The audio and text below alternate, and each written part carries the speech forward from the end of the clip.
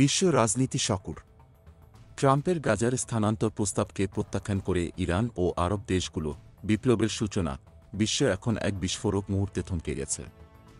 মার্কিন president Donald ট্রাম্পের গাজার বাসিন্দাদের স্থানান্তরের অদ্ভুত প্রস্তাব একেবারে উড়িয়ে দিয়েছে ইরান। আপনি কি জানেন?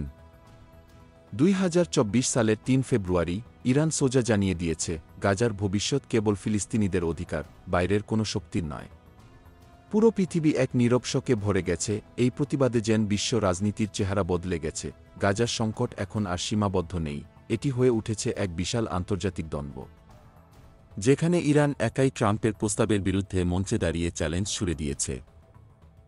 ইরান স্পষ্টভাবে বলেছে, মিশর এবং জর্ডানে গাজার বাসিন্দাদের স্থানান্তরের ট্রাম্পের প্রস্তাব একেবারে অগ্রহণযোগ্য। এটি শুধু একটি প্রতিবাদ নয়, এক রাজনৈতিক ঝড় যা পুরো বিশ্বে ধ্বংসের মতো প্রতিধ্বনিত হচ্ছে। এদিকে ফিলিস্তিনের প্রতিবেশী 5টি আরব দেশ একত্রিত হয়ে ট্রাম্পের গাজার প্রস্তাবের বিরুদ্ধে এক ঐতিহাসিক প্রতিবাদ জানিয়ে দিয়েছে। মিশর, জর্ডান, সংযুক্ত আরব আমিরাত, সৌদি আরব এবং কাতার একসঙ্গে ঘোষণা করেছে, গাজার বাসিন্দাদের অন্য দেশে স্থানান্তরের প্রস্তাব আঞ্চলিক স্থিতিশীলতা নষ্ট করবে এবং সংঘাতকে আরও তীব্র করবে। এই শক্তিশালী পদক্ষেপ যেন বিশ্বের রাজনীতির মঞ্চে এক তীব্র শক সৃষ্টি করেছে। এই প্রতিবাদ এখানেই থেমে থাকেনি।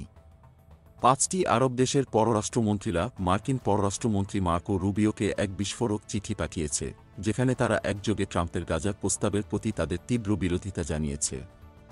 সবচেয়ে বড় চমক হল, ফিলিস্তিনের প্রেসিডেন্টের উপদেষ্টা হুসেইন আল-শেখও চিঠিতে সই করেছেন, যা এই প্রতিবাদকে আরও শক্তিশালী করে তুলেছে। বিশ্ব এখন স্থির হয়ে গেছে।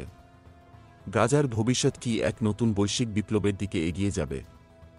পরিস্থিতি ক্রমেই উত্তেজনাপূর্ণ হয়ে উঠছে, আর এই উত্তেজনা সমগ্র পৃথিবীকে এক নতুন যুগে প্রবেশ করাবে।